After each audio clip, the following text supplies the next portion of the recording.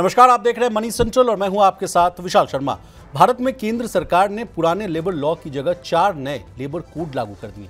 सरकार इस कोड को कर्मचारियों और मजदूरों के हित में बता रही, जबकि कई मजदूर संगठनों ने इसे मजदूर विरोधी और उद्योगपतियों के हित में बताया। क्यों विरोध प्रदर्शन हो रहा है, इसकी करेंगे पड़ताल। पूरी चर्चा में शामिल होने के लिए हमारे साथ मौजूद है हमारे सहयोगी और वरिष्ठ आर्थिक पत्रकार प्रवीण शर्मा सर, आपका मनी सेंट्रल में बहुत स्वागत है। धन्यवाद विशाल। सरकार ने लेबर नियमों में बड़ा बदलाव किया है। 29 पुराने लेबर लॉज को 4 नए कोड्स में मिला दिया गया। ये code wages, industrial relations, social security और सेफ्टी हेल्थ पर है। जैसे ही नए लेबर कोड्स आए, इसी के साथ कई तरह के सवाल जवाब भी वो शुरू हो गए। सरकार कह रही है कि आज़ादी के बाद मजदूरों के लिए सबसे बड़े और प्रगतिशील सुधार किए गए, लेकिन कई मजदूर संगठनों का मानना है कि इससे कामगारों का शोषण बढ़ेगा और इससे पूंजीपतियों के दबाव में जो है तैयार किया गया है पूरा जो मसौदा जो कहा जा रहा है, जो कोड्स बना गया। क्यों मजदूर संगठन विरोध कर रहे हैं, जानने और समझने की कोशिश करेंगे। इसके अलावा चर्चा करेंगे आरबीआई की मॉनेटरी पॉलिसी कमेटी की अगले महीने होने वाली बैठक की। माना जा रहा है कि अगले महीने होने वाली बैठक में आरबीआई रेपो रेट में कटौती कर सकता है, लेकिन इसमें पेच है। क्या है वो समस्या, इसको भी करेंगे डिकोड। तो चलिए बिना देर किए फटाफट करते हैं मनी सेंट्रल की शुरुआत। केंद्र सरकार ने 29 पुराने लेबर लॉज को 4 नए कोड्स में मिला दिया है और 21 नवंबर 2025 से नया वेज कोड लागू भी हो गया। ये कोड जो है wages, industrial relations, social security और सेफ्टी हेल्थ है। कहा जा रहा है कि नए वेज कोड के लागू होने के बाद कंपनियों को अब सैलरी स्ट्रक्चर बदलना पड़ेगा, जिसमें बेसिक सैलरी टोटल सीटीसी का कम से कम 50% होना जरूरी है। इससे प्रोविडेंट फंड और ग्रेचुटी के कंट्रीब्यूशन बढ़ेंगे, लेकिन टेक होम सैलरी जो है कम हो सकती है। एक्सपर्ट्स कहते हैं कि ये चेंजेस जो है कर्मचारियों को लॉन्ग टर्म बेनिफिट्स तो देंगे, लेकिन शॉर्ट टर्म में जो है जेब पर बोझ जो है बढ़ा सकते हैं। इसी मामले पर आज बातचीत करने के लिए हमारे साथ फिक्की के एग्जीक्यूटिव कमेटी मेंबर मयंक साहब जो है हमारे साथ जुड़े हुए हैं। मयंक साहब, आपका बहुत स्वागत है मनी 9 पर। नमस्कार sir, over to you. First reaction जानना चाहते हैं। जिस तरह से कहा जा रहा है कि सर बहुत बड़ा जो है क्रांतिकारी कदम उठाया गया है, 29 लॉज को जो है हटाकर जो है 4 नए कोड्स बनाए गए हैं, जैसा कि आपने इंट्रो में भी सुना। आप कैसे देख रहे हैं सर इस खबर को? जी विशाल जी, बिल्कुल मैं आपके दर्शकों को यही बताना चाहूंगा कि ये बहुत ही ऐतिहासिक कदम है। हमारे को इंडिपेंडेंट इंडिया का सबसे मेजर लेबर लॉ रिफॉर्म मिला है 8 दशकों बाद। अगर आप कानून की लिस्ट देखेंगे, trade union act of 1927, industrial disputes act of 1947, industrial employment standing orders act of 1946, ये ब्रिटिश के जमाने के कानून हैं जो अब ऑलमोस्ट 100 साल के हो चुके थे और इन्हें रिप्लेस करने के लिए 4 न्यू कोड्स आए हैं। जैसे आपकी स्क्रीन पे दिख रहा है, 29 पुराने कानून चले गए और 4 न्यू कोड्स आए हैं, और ये ऐतिहासिक हर पॉइंट ऑफ व्यू से है। अब पहली बार मिनिमम वेजेस, न्यूनतम वेजेस जो हमारी सरकार टाइम टू टाइम रिवाइज करके अनाउंस करती है, वो केवल 30% वर्कफोर्स के लिए लागू थी पहले, और अब हर एक एम्प्लॉय पे ये अप्लाई करेगी। तो इसके बहुत वाइड रैमिफिकेशंस हैं और ये बहुत वेलकम स्टेप है। मयंक सर, जैसा कि हम लोग कई बार देखते आए कि मोदी सरकार जो है कई जो है पुराने जो है कानून उनको जो है रिपील्स करती हुई दिखी थी। कहा जा रहा था कि बहुत सारे जो पुराने कानून उनको हटाकर जो है ख़त्म किया गया, ताकि जो है जो नियम कायदे कानून को जो है बहुत ही आसान किया जाए। क्या उसी का ये कंटिन्यूटी है? 100% विशाल जी, और मैं ये नहीं कहूंगा, ऑल्दो ऑफ कोर्स कानूनी तौर पे रिपील जरूर होंगे, पर जो करेक्ट इंग्लिश शब्द है वो ये है कि 29 कानूनों को इन्होंने सबस्यूम करा है जी 4 कोड्स में।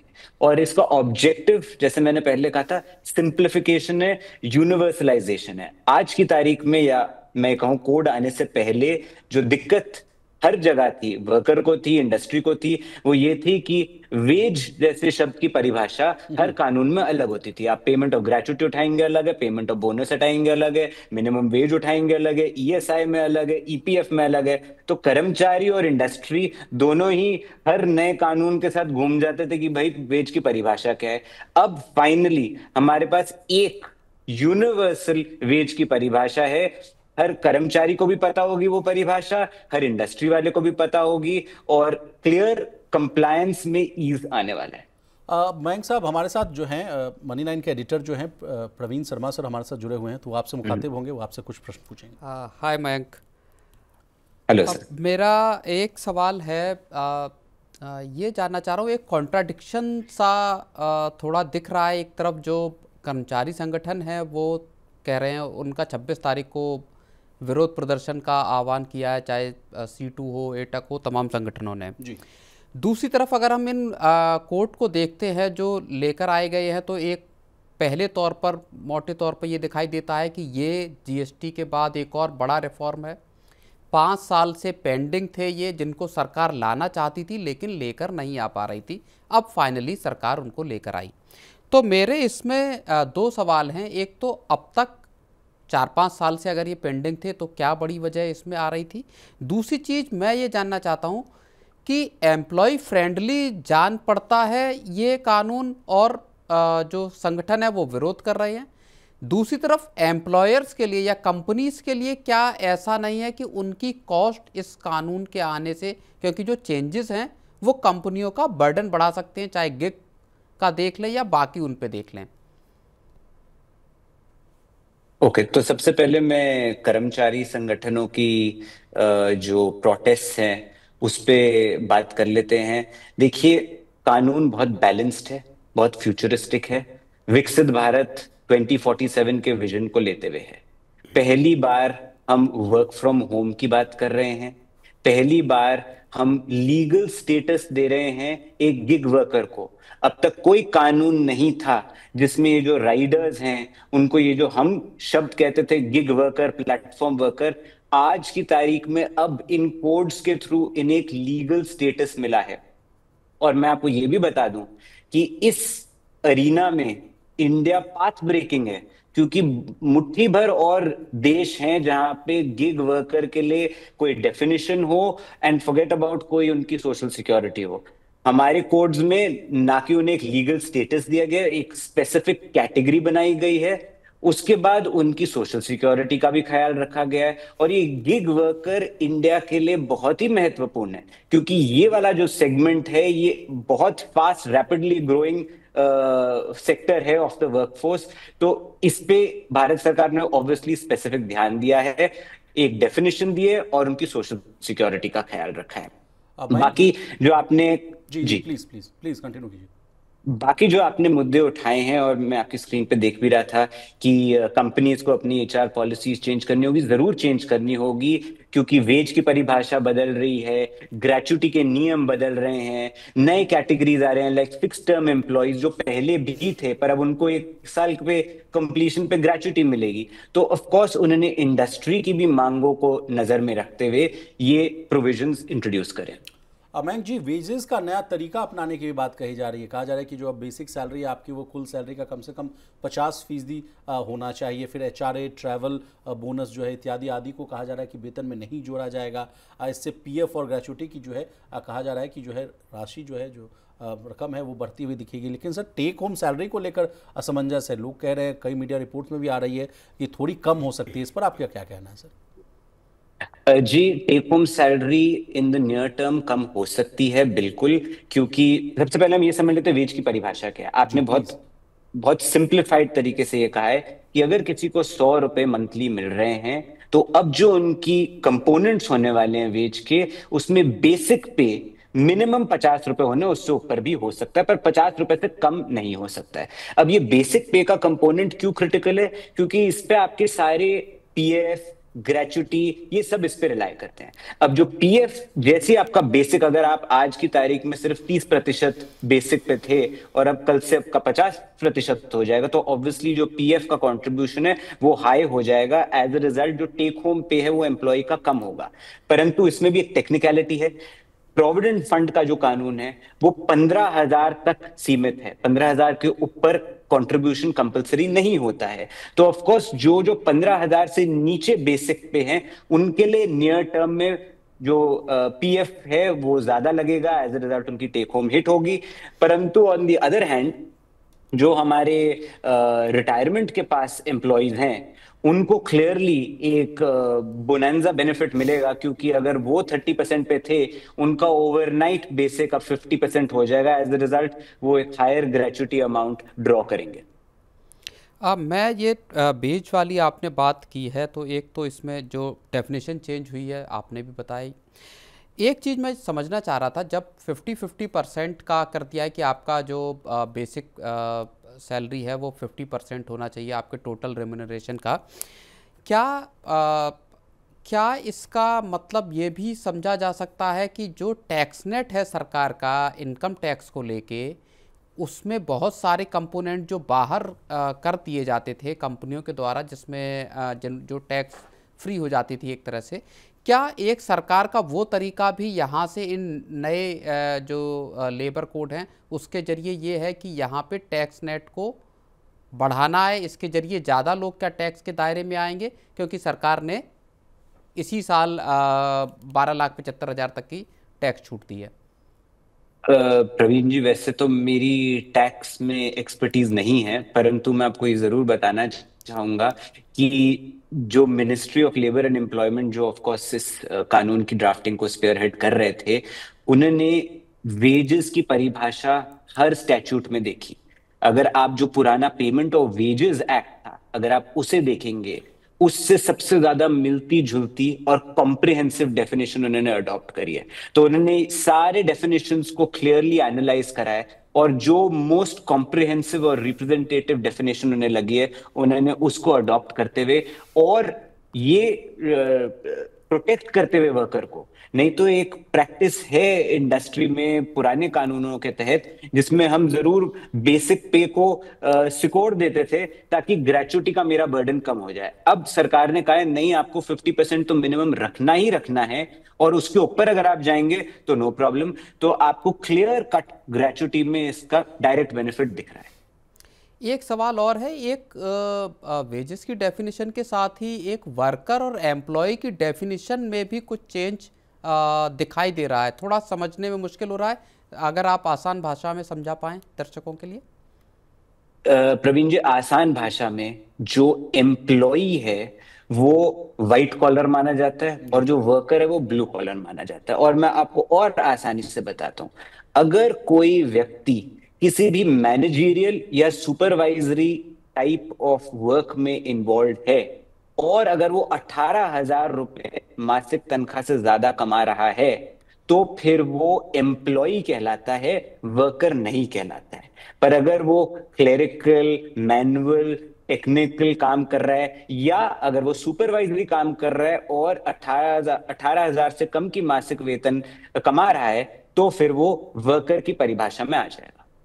ओके, तो इसमें सेक्टर का कोई, काम के रोल्स का कोई लेना देना नहीं है? बिल्कुल नहीं। अच्छा, एक बस आखिरी सवाल आपसे और पूछूंगा। मुझे ये बताइए, हमने तमाम चीज़ें डिस्कस की हैं, इन कानूनों का अगर हम इकोनॉमी के हिसाब से देखें, हम जैसा आपने भी शुरुआती अपने कमेंट में कहा कि विकसित भारत की तरफ एक कदम है, एक जो बड़ी क्राइसिस पिछले कुछ वर्षों में देखी गई वो जॉब्स की क्राइसिस देखी गई देश में, कि नौकरियां उस हिसाब से पैदा नहीं हो रही जिस हिसाब से देश में युवाओं की आबादी तादाद है। ये कानून किस तरह से इंडस्ट्री और युवा दोनों को एक इम्पेटस देंगे, एक थ्रस्ट देंगे कि वो वर्कफोर्स बढ़े, नौकरियां, फॉर्मल नौकरियां क्रिएट हो? बिल्कुल प्रवीण जी, दो स्पेसिफिक प्रोविजंस पे मैं गौर फरमाना चाहूंगा। सबसे पहले है with regard to fix term employment. ये फ्लेक्सिबिलिटी दे रहा है एम्प्लॉयर को भी कि भाई मेरे पास 1 साल का ही प्रोजेक्ट है, 2 साल का ही प्रोजेक्ट है, अब मैं एक एम्प्लॉय को सिर्फ उस फिक्स पीरियड के लिए एंगेज कर पाऊंगा, और अब उसे 1 साल से ज्यादा अगर फिक्स टर्म का पीरियड है तो उसे ग्रेच्युटी भी मिलेगी। नंबर 1। नंबर 2, आप हैरान होंगे, आपको ये शायद पता ना हो कि आज की तारीख में भी 2025 में इन कोड्स के आने से पहले तक रिस्ट्रिक्शंस थी on engagement of women employees in the night shift. वो बिल्कुल साफ कर दी गई हैं इन कोड्स के साथ। तो अब इन कोड्स के बाद कोई रिस्ट्रिक्शन नहीं है, आप किसी महिला को एंगेज करना चाहें इन अ नाइट शिफ्ट, उस पर कोई पाबंदी नहीं है। ऑफ कोर्स सब्जेक्ट टू आपको उनकी सेफ्टी सिक्योरिटी के जो स्पेसिफिक प्रोविजंस दे रखे हैं कोड में, वो फॉलो करने होंगे। तो ये सारे वो प्रोविजंस हैं जो और एम्प्लॉयमेंट जनरेट करने की तरफ है, at the same time employer को फ्लेक्सिबिलिटी दे रहा है। जितना आप एम्प्लॉयर को फ्लेक्सिबिलिटी दोगे कि मैं अलग अलग सेक्टर से अलग अलग टाइम पे लोगों को एंगेज कर पाऊं, उतनी ही हम देखते हैं कि एम्प्लॉयमेंट जनरेट होगी। एंड फाइनली गिग वर्कर्स को आपने लीगल स्टेटस दिया है, वो इन इटसेल्फ एक बहुत वाइडनिंग रैपिडली ग्रोइंग वर्कफोर्स का सेगमेंट है, तो वो भी इंक्लूडेड है। और ये एम्प्लॉयमेंट जरूरी नहीं है कि मैं एम्प्लॉयमेंट शब्द इस्तेमाल करूं, पर ये लाइवलीहुड जरूर प्रमोट कर रहा है। सर, जैसा कि आपने कहा कि फ्लेक्सिबिलिटी को ध्यान में रखा गया है, तो उसी आधार पर मैं कहूं कि कॉन्ट्रैक्ट और जो अस्थायी कर्मचारी हैं उनका भी जो हक है वो भी बराबर करने की कोशिश की गई है। फिक्स टर्म कॉन्ट्रैक्ट जो है अब कानूनी रूप से मान्य भी बताया जा रहा है। ऐसे कर्मचारियों को जो है स्थायी कर्मचारी जितना ही वेतन और सुविधाएं मिलेंगी, ये भी बातें जो है सामने आती हुई दिख रही हैं। तो अब कुछ आप पूरी बातों को अगर कंक्लूड करना चाहें मयंक जी। मैं तो यही कहना चाहूंगा कि ये बहुत ही ऐतिहासिक स्टेप है, और जैसे मैंने कहा था, हम 8 दशकों से इसका इंतजार कर रहे थे। हम बहुत होपफुल हैं कि इससे आने वाली जनरेशंस जो हैं वो भी बहुत फायदा करेंगी। और मैं फाइनली ये कहना चाहूंगा कि ये जो कानून है, ये इंडिया को ग्लोबल स्टैंडर्ड से अलाइन करता है। जो जो हमने प्रोविजंस आज डिस्कस करे हैं, वो कई डेवलप्ड नेशंस में भी नहीं है। वर्क फ्रॉम होम पे कानून, गिग वर्कर पे कानून, ये सब पाथ ब्रेकिंग है, ये सब कटिंग एज है, और ये हमारे को फ्यूचर के लिए रेडी कर रहे हैं। जी मयंक जी, आपका बहुत शुक्रिया, आपने अपना कीमती समय निकाला, तमाम विषय पर बहुत ही आपने आसानी से जो है हमारे सामने जो है बात प्रस्तुत की। आपका बहुत शुक्रिया sir. Thank you. Praveen sir, आपका रुख करना चाहेंगे, जिस तरह से कहा जा रहा है कि एम्प्लॉय और मजदूर की जो नई परिभाषा, तो इसको बहुत ही आसान भाषा में मैं समझना चाहूँगा सर। क्या मजदूर वो हैं जो मैनुअल, टेक्निकल और जो क्लर्क सुपरवाइजरी का काम करते हैं, उनको कहा जाएगा अब सर? बिल्कुल, जिनकी 18,000 रुपये से कम सैलरी है। दरअसल जहाँ तक मैं समझ पाया हूँ, सैलरी का एक ब्रैकेट है जिसमें 18,000 से ऊपर की सैलरी जिनकी रहेगी वो सारे आपके एम्प्लॉय हैं, उससे नीचे के सारे आपके वर्कर हैं। ये यही बात मयंक भी अभी हमें बता रहे थे कि उसमें सेक्टर, उसमें रोल, इसका कोई फ़र्क नहीं है। लेकिन प्रवीण सर, कई बार हम लोगों ने मनी सेंट्रल में इस बात की जो है कोशिश की है, तस्दीक की है, क्या उस लिमिट को भी बढ़ाने की भी चर्चा हो रही थी कि जो 15,000 वाला जो लिमिट है, हाँ, उसको भी बढ़ाने की 15,000 वाली लिमिट बढ़ेगी, एक बात। दूसरी बात, अभी भले ये है कि एक 15,000 की कैपिंग है कि साहब इसके ऊपर आप PF काटने के लिए बाध्य नहीं है, लेकिन ऐसा दरअसल प्रैक्टिस को अगर आप देखेंगे तो प्रैक्टिस इस तरह की नहीं है। आप अलग अलग ऑर्गेनाइजेशंस को देखिए, जिन लोगों की और ज़्यादातर लोगों की जो 15,000 से ऊपर बेसिक पे है, उनके भी PF कटते हैं, उनको भी पूरे के पूरी सोशल सिक्योरिटी का। लेकिन सबसे शानदार बात प्रवीण सर इसमें ये देखने को मिल रहा है कि पहले कहा जाता था कि 5 साल आप किसी एक ऑर्गेनाइजेशन में काम करिए तब जाकर आपको ग्रेच्युटी मिलेगी, लेकिन अब कहा जा रहा है कि 1 साल की भी नौकरी में जो है आपको ग्रेच्युटी मिलने की जो है संभावना है। इस बात लेकिन वो कॉन्ट्रैक्ट वर्कर्स के लिए है, जो वर्कर्स कॉन्ट्रैक्ट पर होंगे उनके लिए 1 साल। रेगुलर एम्प्लॉय के लिए नहीं है। परमानेंट एम्प्लॉय और कॉन्ट्रैक्ट वर्कर्स की 2 कैटेगरी हैं। उसमें कॉन्ट्रैक्ट वर्कर के लिए ये प्रावधान है कि अगर आप चाहें तो 1 साल में आपको ग्रेच्युटी मिल सकती है। अगर आपका रिपीट हो रहा है कॉन्ट्रैक्ट रिपीट हो रहा है तो आपका 5 साल वाला भी हिसाब हो सकता है। इस तरह की चीज़ें हैं इसमें। चलिए सर, लेकिन एक और अच्छी बात यह है कि ओवर टाइम का भी नियम जो है सुनिश्चित किया गया है। दिन में 8 घंटे से ज़्यादा काम अगर आप कर रहे हैं तो ओवर टाइम के भी आपको जो है फ़ायदा मिलता हुआ दिखेगा। हफ्ते में 48 घंटे से ऊपर कर रहे हैं तो आपको ओवर टाइम के लिए आप लायबल हैं, और ओवर टाइम का पैसा जो है ज़रूरी ही देना होगा। एक बड़ी चीज़ जो है, जो हम लोगों ने अपने पिछले मनी सेंट्रल में भी डिस्कस की थी, वो है हर कर्मचारी को, कंपनियों को एक ऑफर लेटर या अपॉइंटमेंट लेटर देना होगा। इसका फ़ायदा विशाल ये होगा कि हर कर्मचारी अब जो है एक सिस्टम में आएगा। एक इसी तरह नहीं है, एक घोस्ट एम्प्लॉय के तौर पे नहीं है कि आप किसी से काम करा रहे हैं लेकिन उसका कोई रिकॉर्ड आपके पास नहीं है। हर कर्मचारी आपके सिस्टम का, आपके रिकॉर्ड का हिस्सा बनेगा। उसके अधिकार उसी हिसाब से सुनिश्चित होंगे। ये जो लो सैलरी ब्रैकेट में आने वाले वर्कर हैं, 10,000, 15,000, 20,000, जिन्हें कंपनियां अमूमन दिहाड़ी या इस टाइप से ले लेती थी, बाहर से किसी वेंडर के जरिए हायर कर लेती थी, वहां उन वर्कर्स को कोई सोशल सिक्योरिटी नेट नहीं मिलता था, किसी तरह के एम्प्लॉय बेनिफिट नहीं मिलते थे। जब ये सिस्टम उसका फ़ायदा यहाँ पे आप ये मानकर चलिए कि लाखों कर्मचारियों को होगा। लेकिन बॉस जब वो सिस्टम में आएंगे तो उससे तो एक और डेटा भी तो क्रिएट होगा, ये पता चलेगा कि इतने लोगों को रोजगार मिला, इतना पैसा जो है उनका पीएफ में कटा, रिटायरमेंट बेनिफिट्स में मिला। फिर सरकार को फ्यूचर प्लानिंग करने में भी ये डेटा बहुत महत्वपूर्ण काम देगा। बिल्कुल, ये सरकार को जो रोजगार के जो सरकार आंकड़े जारी करती है उसमें भी सरकार को मदद करेंगे। सरकार ये तर्क दे पाने में सफल होगी कि देखिए जो बेरोजगारी की जो तस्वीर पेश की जाती है वो तस्वीर उतनी खराब नहीं है, देश में रोजगारों की या नौकरियों की स्थिति इतनी बुरी नहीं है। तब सरकार एक व्यापक तौर पर एक डेटा भी यहाँ पे प्रेजेंट कर सकती है विशाल। लेकिन सर अगर कोई सोच रहे हो कि अगर नियम को कायदे कानून को अगर हम ना माने तो समझ लीजिए कि अब जो निरीक्षण है, जो कंप्लायंस का जो इशू है, जो जांच है पड़ताल है, नियमों का जो पालन अगर आप नहीं करते हैं तो कंपनी पर भारी जुर्माना और कानूनी कार्रवाई की जो है वो भी हिदायत दी गई है। कर्मचारी चाहें तो सीधे कोर्ट में भी शिकायत कर सकते हैं, ऐसी भी बातें सामने आ रही है। और जब आपके पास एक कॉन्ट्रैक्ट होगा तो आपके पास एक लीगल बेस है किसी भी काम को करने के पास। आप लेबर जो मिनिस्ट्री है, लेबर कमिश्नर हैं, उनके यहाँ आप अप्रोच कर सकते हैं, वहाँ पे आप अपनी चीज़ों को रख सकते हैं।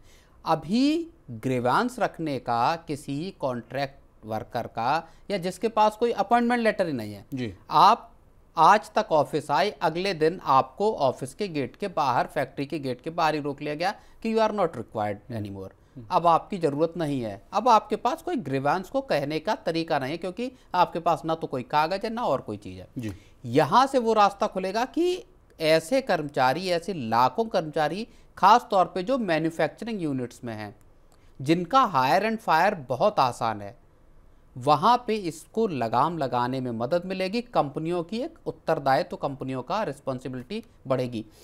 लेकिन यहीं से एक बहुत बड़ा सवाल पैदा होता है कि आखिर जब ये जितना हम देख पा रहे हैं इस बिल को, इस कोड को, वो बेहद एम्प्लॉय फ्रेंडली बिल कोड जान पड़ता है।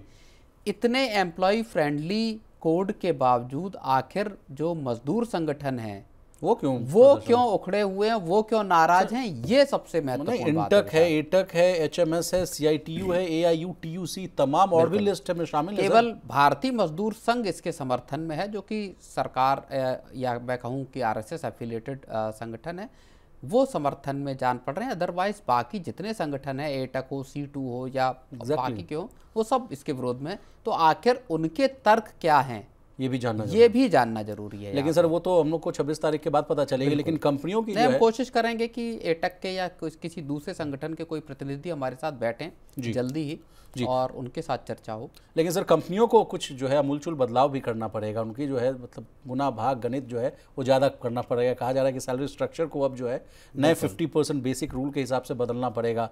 कौन एम्प्लॉय है, कौन वर्कर है, इसकी भी एक नई लिस्ट शायद उनको बनानी पड़ जाए सर। और HR की जो नीतियाँ और जो सिस्टम उसको भी अपडेट करने की कोशिश होगी, तभी जाकर ये सारी चीज़ों का जो है आप इम्प्लीमेंट करा पाएंगे। बिल्कुल। अब जो कुछ खबरें आ रही हैं वो ऐसी भी खबरें आ रही हैं कि इनसे कंपनियों का जो कॉस्ट है, एम्प्लॉय कॉस्ट है, वो यहाँ पे बढ़ती हुई दिखाई दे रही है। ख़ास तौर पे जैसे रियल्टी सेक्टर की बात अगर हम करें तो माना ये जा रहा है कि 10% तक वहाँ पे रियल एस्टेट सेक्टर में कॉस्टिंग बढ़ सकती है। इसका असर क्या होगा? अगर आपकी 10% या 15% कॉस्ट बढ़ेगी तो इसका सीधा असर हाउसिंग सेक्टर के प्राइसेस पे पड़ सकता है जी। दूसरी तरफ एम्प्लॉयज़ के साथ क्या है कि अगर आपका 50% बेसिक में आया और उसके अकॉर्डिंगली आपका PF कटा तो इसका मतलब होगा आपकी टेक होम सैलरी कम हुई, यानी अब अगर आप घर खरीदने जा रहे हैं तो हो सकता है आपकी टेक होम सैलरी कम हो जाए, इन हैंड सैलरी कम हो जाए और घर के दाम बढ़ जाएं। तो ये कुछ इम्पैक्ट हमको एक आम कंज्यूमर के तौर पे अगर आप देखेंगे तो वहाँ पे हमको पड़ते हुए दिखाई दे सकते हैं विशाल जी। सर एक 2 पॉइंट और है, उसको भी मैं डिकोड करवाना चाहूँगा। कहा जा रहा है कि पहले मजदूरों को जो है सीमित स्तर पर जो है सामाजिक सुरक्षा मिलती थी। साल 2020 में बने कोड से अब जो है कहा जा रहा है कि इसका दायरा बढ़ता हुआ दिखेगा। अब सभी कामगारों को जो है PF, ESIC, बीमा और अन्य सुरक्षा मिलेगी। ये बहुत बड़ा कदम है सर, इस पर मैं आपसे नहीं बिल्कुल इसमें जो नॉर्मल वर्कर हैं, नॉर्मल एम्प्लॉय हैं, उनसे भी ज़्यादा जो बड़ा स्टेक है या जो महत्वपूर्ण चीज़ है वो ये है कि आप गिग वर्कर्स, प्लेटफॉर्म वर्कर्स को इसमें साथ शामिल कर रहे हैं जी। सबसे बड़ी बात यह है कि इनको सोशल सिक्योरिटी नेट मिल रहा है क्योंकि कुछ बेहद विषम परिस्थिति में इन वर्कर्स को काम करना होता है। बारिश हो रही है, सर्दी है या आपका गर्मी है, भारत अगर आप नॉर्थ इंडिया को देखेंगे तो इतनी तेज गर्मी पड़ती है, वहाँ इनको भारी भरकम बोझ के साथ घरों में डिलीवरी करना, ड्राइविंग करना, इस तरह के जो प्लेटफॉर्म वर्कर्स हैं उनके लिए आप एक सोशल सिक्योरिटी का दायरा दे रहे हैं। ये एक बहुत बड़ा गेम चेंजर रूल है। और सर एक बहुत अच्छा पॉइंट ये भी है न्यूनतम मजदूरी को लेकर जो कहा जा रहा है कि अब तक के कानून के तहत कुछ ही मजदूरों को जो है जो न्यूनतम मजदूरी मिलती थी, लेकिन अब सरकार दावा कर रही है सर कि साल 2019 के कोड ऑफ वेज से अब जो है सभी मजदूरों को जो है न्यूनतम मजदूरी मिलेगी। बिल्कुल, एक यूनिवर्सल बोल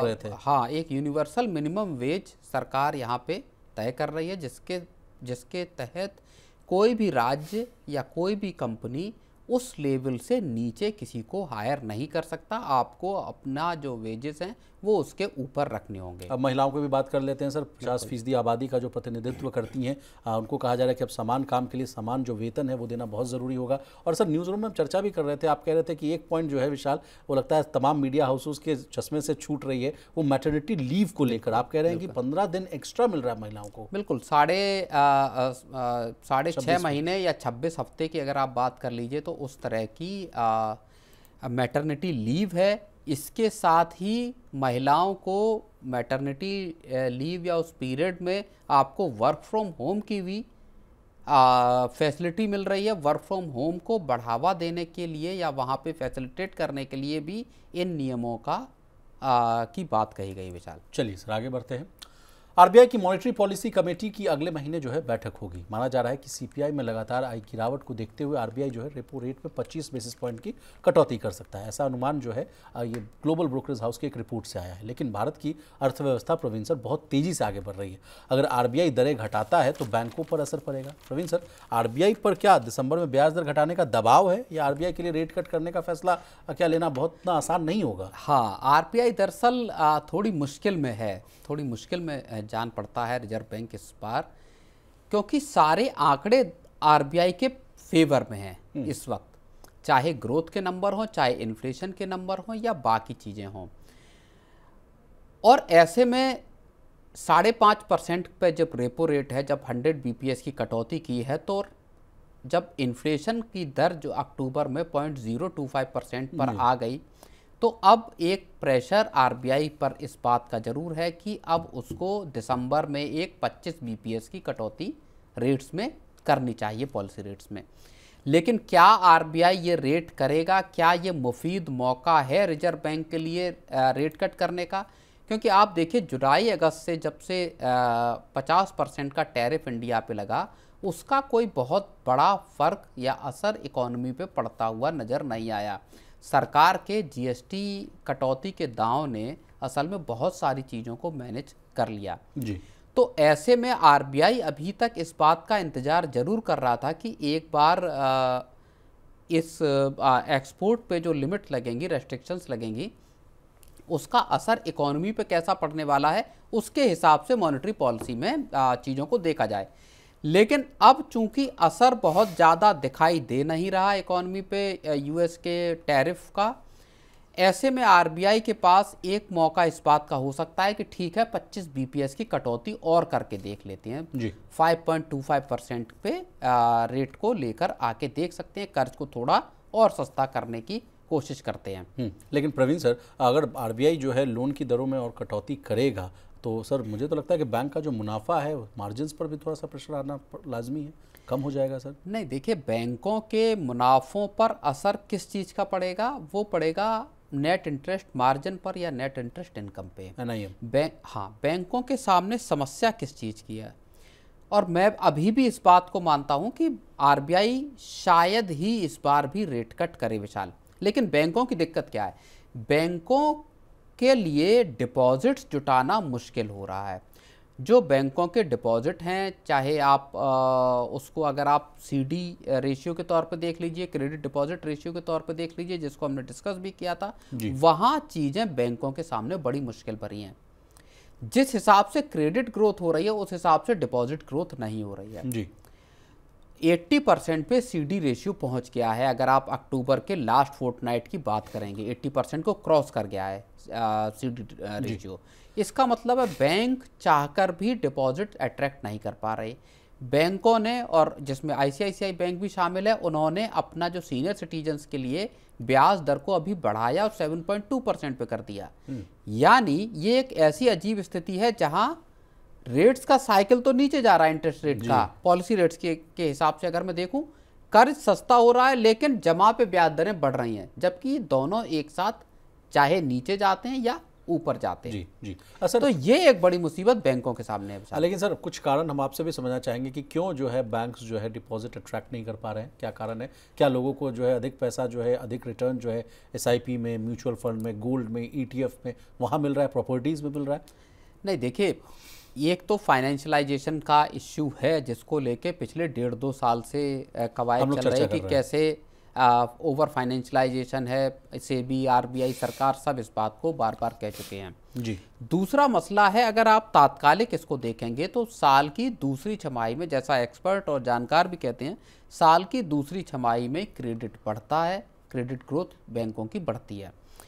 और इस बार तो कुछ खास परिस्थिति हुई क्योंकि सरकार ने लंबी एक जो डिमांड थी वो टैक्स रेट्स को घटा दिया। सरकार ने 2 टैक्स स्लैब जीएसटी के ख़त्म कर दिए और आपका नवरात्रि के शुरुआत से ही ये नए टैक्स जो है वो लागू हो गए, कम टैक्स लागू हो गए। जो 1.5 साल से जो अटकी पड़ी थी कारों की बिक्री या दूसरे बाइक्स की बिक्री, वो सब अब एक झटके में उठना शुरू हुई और उस वजह से क्रेडिट ऑफटेक और बढ़ा जी। जिन लोगों का बैंकों में पैसा था उन्होंने भी उस पैसे को निकालकर फेस्टिव बाइंग की हो या दूसरी, और अब आ गया शादियों का सीजन, तो सेल्स जो है या फेस्टिव जो एक उत्साह है वो लगातार कंटिन्यूटी बनी हुई है। वो लगातार अभी कहा जा रहा है कि 1 लाख शादियां तो हर दिन होंगी। बिल्कुल, 6.5 लाख करोड़ का एस्टिमेट दिया जा रहा है कि 45 दिन के जो पूरा एक जो 45 दिन में 65 लाख शादियां होगी सर। बिल्कुल, 6.5 लाख करोड़ का खर्च लोग कर सकते हैं। उसमें गोल्ड से लेके आपका कार और बाकी सामान तक की चीज़ें हैं, चाहे बैंकेट हॉल हो, चाहे फूड और आपका जो कैटरिंग सर्विसेज हों।